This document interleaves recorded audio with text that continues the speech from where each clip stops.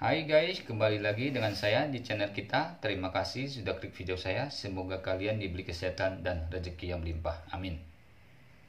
Pada video kali ini saya akan membacakan dua bab yang terbaru, yaitu bab 4278 dan bab 4279. Oke, kita langsung aja. Bab 4278.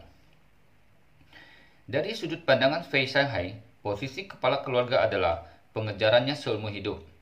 Setelah bertahun-tahun menunggu, akhirnya keinginannya tercapai.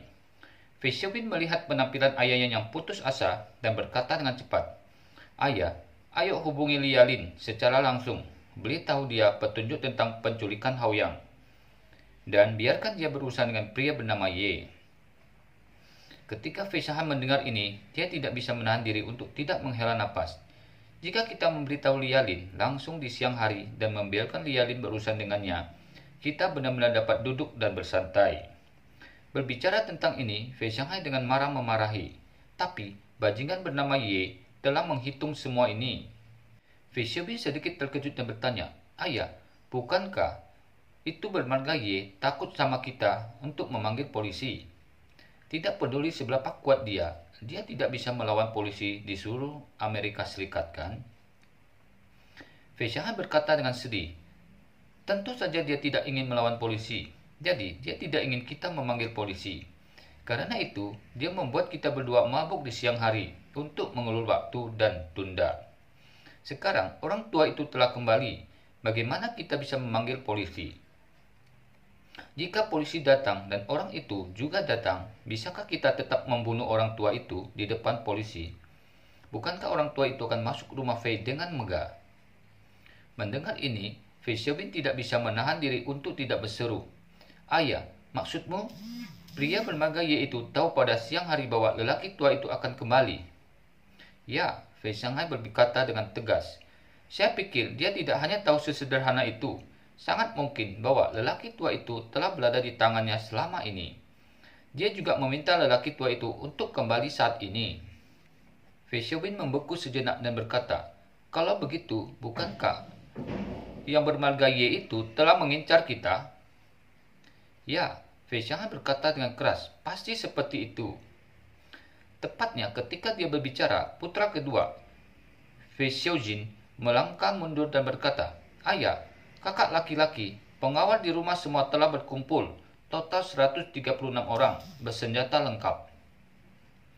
"Oke," Fei Shanghai tiba-tiba merasa jauh lebih percaya diri dan berkata, "Konsentrasikan lebih dari setengah staf pada saya, dan selain itu, Anda memerintahkan, selama yang bermarga Ye datang, tembak saja sampai mati." "Oke," Fei Xiaojin segera mengangguk dan berkata, "Aku akan memberi perintah sekarang."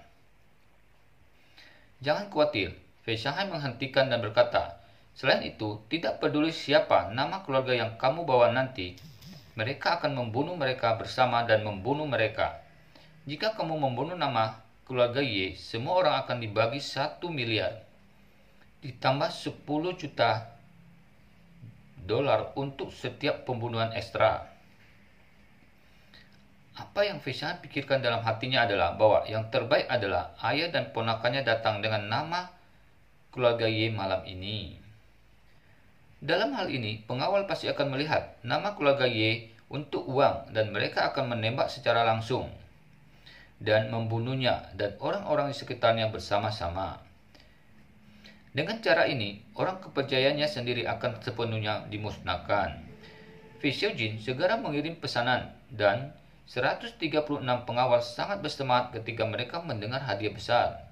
Seperti yang diharapkan Fei Shanghai, ratusan juta hadiah segera membuat pengawalnya ini siap untuk beraksi dan mereka semua akan menunggu kesempatan untuk mulai saling membunuh. Pada saat ini, seluruh rumah Fei tiba-tiba gelap gulita. Semua lampu padam dalam sekejap dan semua peralatan listrik mati dalam sekejap karena pemadaman listrik. Oke, kita lanjut lagi ke bab 4279. Ini membuat seluruh rumah Fei berantakan. Fei Shanghai gemetaran ketakutan di ICU. Melihat kegelapan di sekitarnya, dia segera bertanya dengan gugup, "Apa yang terjadi? Mengapa listrik padam? Bukankah kita punya banyak sumber listrik?" Fei Xiaobin juga sangat gugup dan berkata, "Ayah, kami memiliki 3 saluran listrik di rumah keluarga Fei dan kami menghabiskan banyak uang untuk menemukan bakat tenaga listrik dari Huaxia untuk membuat sistem catu daya yang sangat mudah. Ketika saluran ini milik ke perusahaan catu daya yang berbeda, masalah apapun dengan catu daya dari satu atau bahkan 2 perusahaan tidak akan mempengaruhi konsumsi listrik normal kami."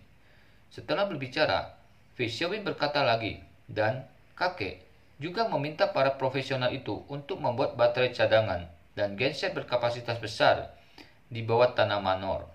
Dalam kasus ekstrim, setelah ketiga jalur catu daya ini sebetulnya dalam kegagalan, paket baterai kami dapat diganti dengan mulus dan terus memberi kami perlindungan daya. Pada saat yang sama, genset yang dikubur di dalam tanah akan segera menyala. Dengan cadangan deser kami dapat sepenuhnya mengatasi pemadaman listrik selama 1 tahun. Harusnya tidak ada pemadaman listrik total seperti ini. Fei Xianghan berkata dengan panik, "Situasi yang seharusnya tidak terjadi, berarti apa yang kamu katakan adalah bahwa semua tindakan cadangan salah." "Mustahil."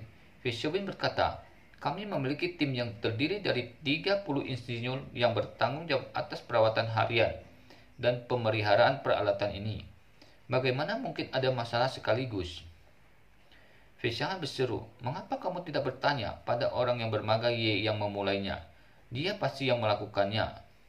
"Tidak mungkin," Fei Xiaobin berseru. "Anda ingin mengatakan bahwa dia memutuskan saluran catu daya kami dari luar?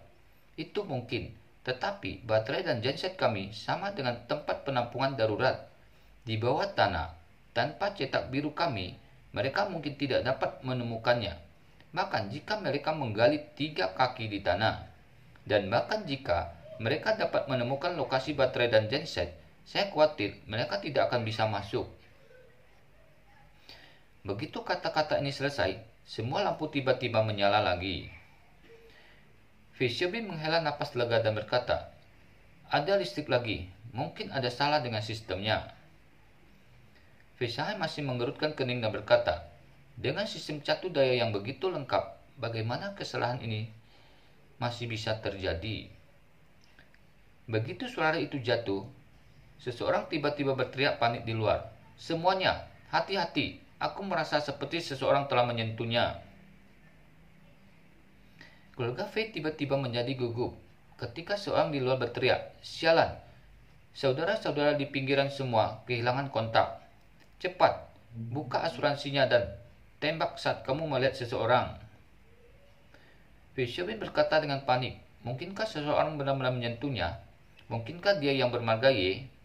Setelah dia selesai berbicara, dia memandang Fei Xianghan dan berkata, "Ayah, pria yang bermarga Ye itu adalah master seni bela diri. Jika dia melewati yang lain, akan merepotkan jika dia memberi kitab penculik untuk menangkap raja terlebih dahulu." Ketika Fei Xianghan mendengar ini, dia sama-sama ketakutan. Dan dengan cepat, dia berkata, "Cepat, biarkan pengawal masuk, lindungi aku dari dekat."